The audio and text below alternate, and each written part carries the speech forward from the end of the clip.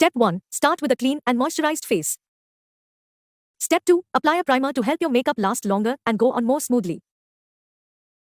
Step 3. Apply foundation to even out your skin tone.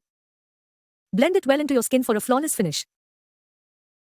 Step 4. Apply concealer to any areas that need extra coverage, such as dark circles under your eyes or blemish. Use a small brush or your fingertips to apply and blend it in with your foundation.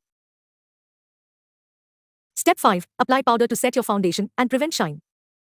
Use a translucent powder to avoid altering the color of your foundation.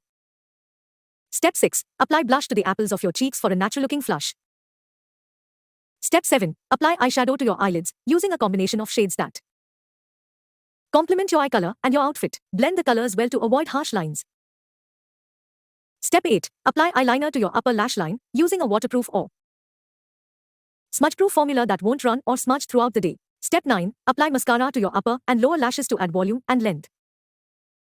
Step 10. Apply lipstick or lip gloss to complete your look.